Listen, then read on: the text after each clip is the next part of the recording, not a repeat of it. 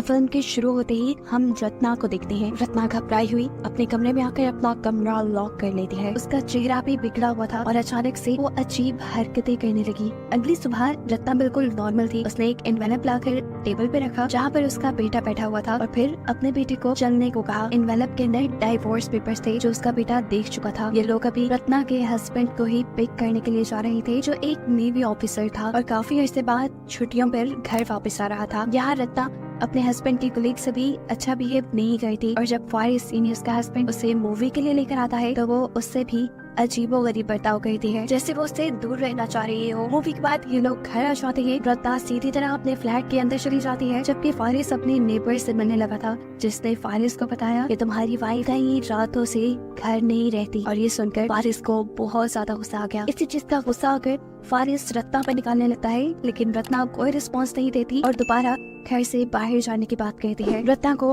अपना बाहर जाकर काम पूरा करना था लेकिन तब फारिस प्यार से उसके करीब आता है और उसे रिक्वेस्ट करता है आज मत जाओ, कल चली जाना। रत्ना रुक तो जाती है लेकिन वो फारिस के साथ रहना ही नहीं चाहती थी। वो फारिस को इग्नोर कर रही थी जिससे उसे लगने लगा कि रत्ना का जरूर किसी और आदमी के साथ अफेयर चल रहा है और ये चीज रत्ना को तोड़ देती है। वो फारिस को कोई जवाब नहीं देती लेकिन खुद अपना सर बुरी तरह टेबल पे मारने लगती है और ऐसा करने से उसका बेटा आकर उसे रोकता है। अब सुबह जब फारिस की आंख खुली तो किचन में खटर पटर हो रही थी। बाहर जाकर उसने देखा कि उसका बेटा खुद ही खाना बना रहा था। वो अपने बेटे से बात करता है तो उसे पता चलता है कि कई महीनों से रत्ना उसका बिल्कुल ख्याल नहीं रखती। वो खुद ही अपना नाश्ता बनाता है, खुद ही तैयार होता है, खुद ही नहाता है और फिर स्कूल चला जाता है।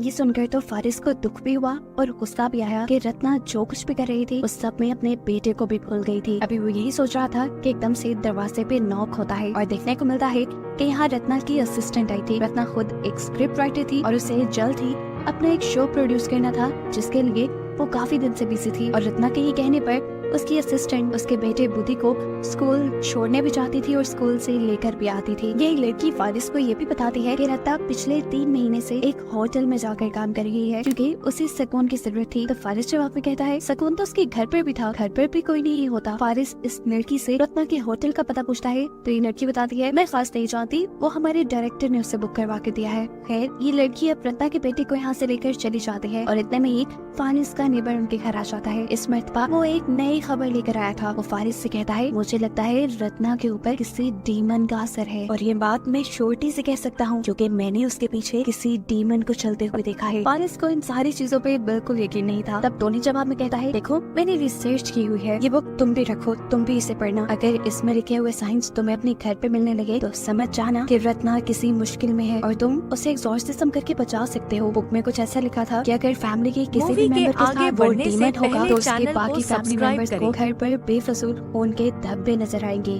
उनकी इन्हीं बातों के दौरान दिखाया जाता है कि पीछे रत्ना का गाँव तकिया एक अजीब से मॉन्स्टर में बदल गया जिसे इन दोनों ने नोटिस नहीं किया। अब फारिस इन सारी बातों को इग्नोर करते हुए जाता है रत्ना के डायरेक्टर के पास क्योंकि उसे लग रहा था कि रत्ना का डायरेक्टर उसमें इन्वॉल्व है। वो उसे फजूल में यहाँ पीटने ही वाला था लेकिन फिर उसे पब्लिक का ख्याल आया और उसने पूछा बताओ रत्ना कहाँ है। डायरेक्टर जवाब में उसे रत्ना का एड्रेस नहीं बताता बल्कि ये कह देता है उसे डिस्टर्ब मत करो, वो बहुत बड़ा प्रोजेक्ट कर रही है। ये सारी चीजें सुनने के बाद फारिस को और भी ज्यादा गुस्सा आ गया। वो खुद क्या भी करता हर चीज उसे पता चलाने का तजस्सुस हो गया था, इसलिए उसने एक प्राइवेट स्पाई को हायर किया जो हर वक्त उस डायरेक्टर पर और उसकी वाइफ पर नजर रखे। ये सब करने के बाद वो घर वापस आ जाता है। ये टाइम उसके बेटे के भी स्कूल से वापस आने का था। रत्ना की असिस्टेंट ही उसे स्कूल से वापस लेकर आई और दुखी फारिस उसी से अपना गम बांटने लगा। बातों ही बातों में जब वो लड़की फारिस के करीब आने वाली थी तभी इन दोनों के दरमियान फारिस का बेटा आ गया जो अपने डैड को उसे नहलाने को कहता है। फारिस जब अपने बेटे को नहला रहा था तब वो बताता है कि मॉम कई दिनों से बहुत अजीबोगरीब बिहेव करती है, कमरे में जाकर खुद ही से बातें करती है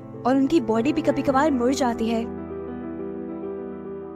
इनकी इन्हीं बातों के दौरान फारिस के बेटे को छत पर उनके धब्बे नजर आने लगे जिससे डरकर वो पानी के अंदर चला गया। यहाँ हम देखते हैं कि इतने में रत्ना भी घर आ गई। फारिस गुस्से में रत्ना के पास गया और उससे पूछा बताओ तुम कितने लोगों में इन्वॉल्व हो। ये बात इतनी ज्यादा गलत थी कि रत्ना को शदीद गुस्सा आ गया और रत्ना के गुस्सा होने पर हमें दिखाया गया कि उसके घर की लाइट्स एकदम से फ्लिकर होने लगी थी, यहाँ तक कि उनके घर का फ्यूज भी उड़ गया और रत्ना का मुंह भी इस वक्त अजीब हो गया था। एक मर्तबा के लिए तो फारिस को लगा कि रत्ना गायब हो गई लेकिन लाइट आने पर उसने रत्ना को नीचे बैठे हुए देखा। वो सिर्फ जमीन पे गिरी हुई नहीं थी उसकी हालत भी काफी अजीब थी। उसका मेकअप बिगड़ चुका था और वो अजीबोगरीब तरीके से मूव कर रही थी। ऐसे लग रहा था कि जैसे कोई अनदेखी चीज इस वक्त उसके साथ है। फारिस रत्ना को उठाकर रूम में ले जाता है। उसकी हालत बहुत खराब हो गई थी। ये सब क्या हो रहा था? फारिस यही सोच रहा था कि एकदम से उसकी नजर मिरर में गई, जहाँ पर उसे रत्ना का गाँव तकिया एक डेड बॉडी की शक्ल में दिखा।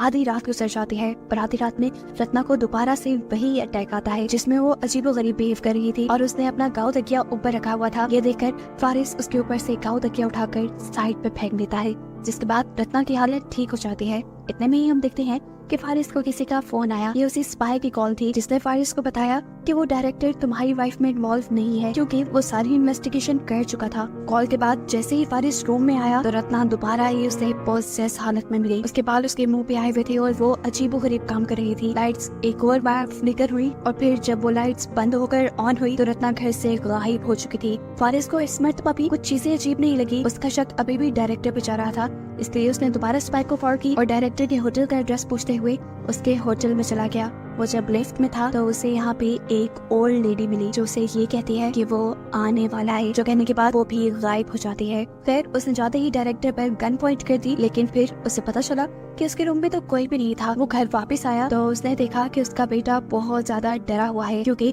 उसे छत पर खून के धब्बे नजर आ रहे हैं। काफी देर से वो वॉशरूम में भी नहीं गया था, क्योंकि वहाँ पर रत्ना थी और उसे अब रत्ना से डर लग रहा था, अपनी मॉम से डर लग रहा था। जाने से पहले तो फारिस खुद वॉशरूम चेक करके गया था, रत्ना वहाँ नहीं थी, लेकिन अब रत्ना वहाँ कैसे आ गई थी उसे समझ नहीं आता। वॉशरूम में जब वो जाकर देखता है तो रत्ना की हालत काफी बुरी थी। उसने अपने ऊपर अपना गाँव तकिया रखा हुआ था और उसके पाँव में से भी खून निकल रहा था। बाकी जो कोई भी उसे देखता डर जाता।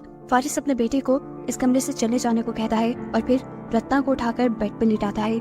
रत्ना को सुलाने के बाद वो अपने बेटे के पास आ गया, उसे तसल्ली दी और उससे बातें करने लगा और बातें करते करते ही ये दोनों यहाँ सो गए। फारिस के सोने के बाद आधी रात को रत्ना दोबारा उठी। अब वो बिल्कुल ठीक लग रही थी। वो तैयार हुई, उसने बोल्ड मेकअप किया और छतरी लेकर बाहर निकल गई। बाहर बहुत तेज बारिश हो रही थी, लेकिन इसकी उसे परवाह नहीं थी। वो इस बारिश में झूमती एंजॉय करती आगे बढ़ती है और तभी उसे टैक्सी मिल जाती है। वो टैक्सी को उसी होटल जाने को कहती है जहाँ पर पिछले कई दिनों से वो काम करने के लिए जाया करती थी। मौसम की खराब हालत और अकेली लड़की को देखकर टैक्सी ड्राइवर भी सिचुएशन का फायदा उठाने की कोशिश करता है, लेकिन रत्ना इग्नोर करके उसकी गाड़ी से निकल जाती है। और तब हम गाड़ी के अंदर एक शैडो को देखते हैं, एक भूत को देखते हैं। रत्ना के गाड़ी से निकलते ही वो एंटिटी जो हमें उस कार में बैठी दिखाई दी थी, वो बेदर्दी से ड्राइवर को मार देती है। ये सब रत्ना ने भी देखा, लेकिन उसे कोई फर्क नहीं पड़ा और वो बड़े मजे से अपने रूम के अंदर चली गई। यहाँ हमें देखने को मिला कि स्पाई भी उसका पीछा कर रहा है। जाहिर सी बात है, फारिस के कहने पर स्पाई जैसे ही रत्ना के रूम के पास गया तो उसे रत्ना के रूम के अंदर से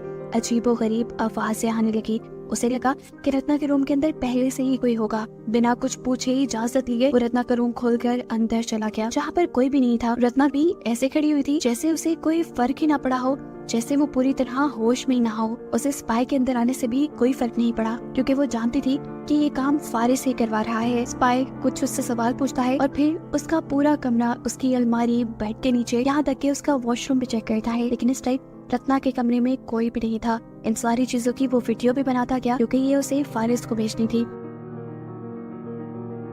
जब तक स्पाई सब कर रहा था, रत्ना अपने काम में मगन थी।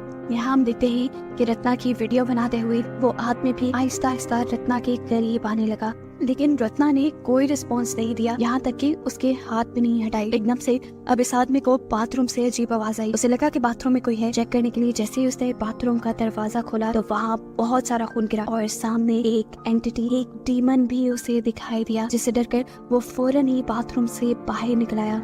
मूवी के आगे बढ़ने से पहले चैनल को सब्सक्राइब करें। इस आदमी को बार बार स्टैब करके यहीं पर मार देती है और मारने के बाद वो इस आदमी की बॉडी को उठाकर होटल की अलमारी में रख देती है।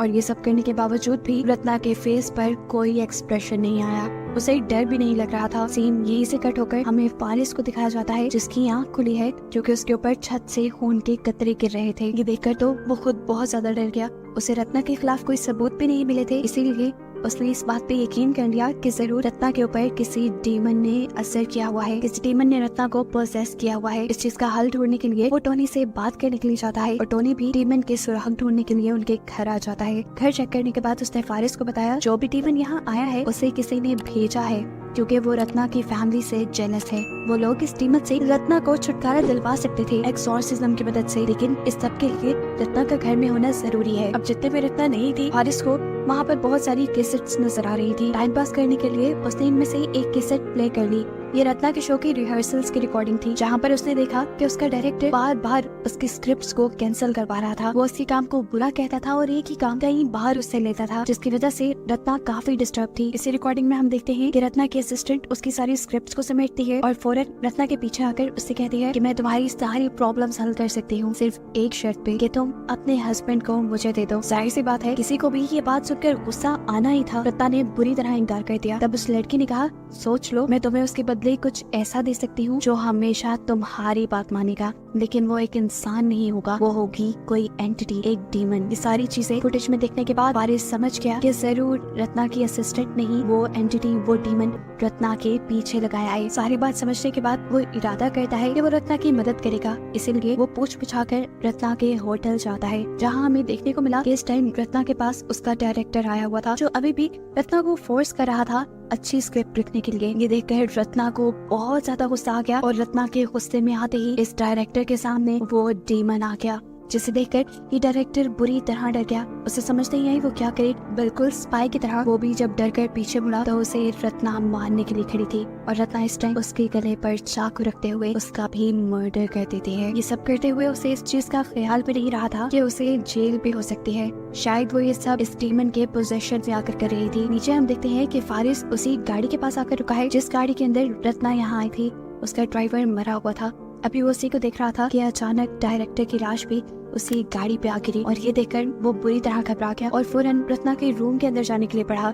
जब वो लिफ्ट में था तो उसे दोबारा से वही ओल्ड लेडी मिली जो पहले भी उसे मिल चुकी है और वो उसे इतना ही कहती है कि वो आ गया है और ये कहकर वो वहाँ से चली जाती है।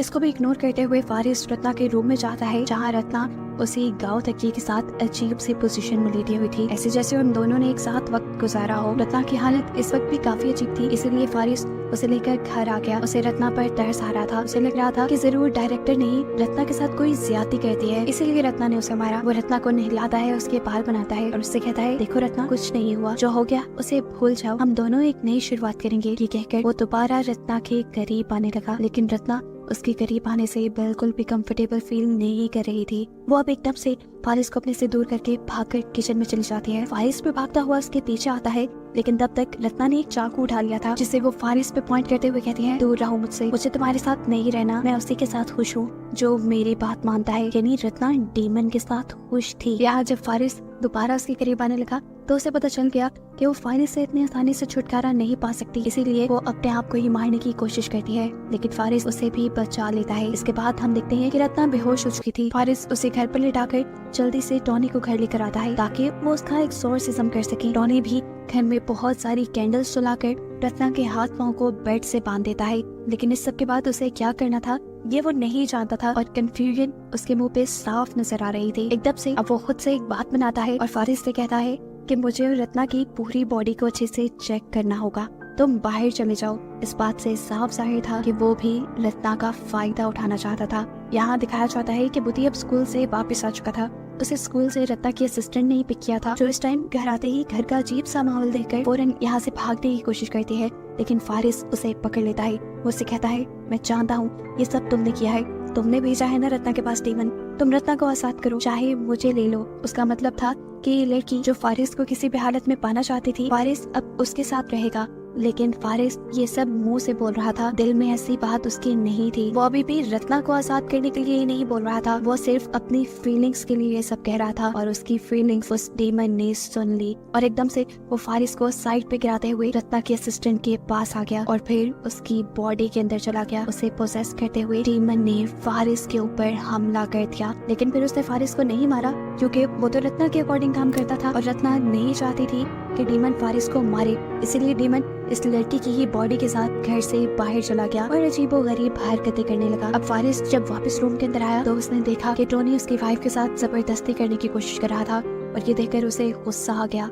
इससे पहले कि वो टोनी के साथ कुछ करता, इस रूम का सारा फर्नीचर हवा में लटक जाता है और यहाँ की लाइट्स भी चली जाती हैं। टोनी इसी मौके का फायदा उठाते हुए फारिस को मारने की कोशिश करता है, क्योंकि वो जानता था कि अगर उसने फारिस को न मारा तो फारिस उसे मार देगा। अब ठीक उसी टाइम पर जब वो फारिस को मारने वाला था, डीमन ने उसी को पोसेस कर लिया। ऐसी हालत में टोनी खुद अपना सर दीवार से मार मार कर मर गया और यहाँ रेलवे स्टेशन पे रत्ना की असिस्टेंट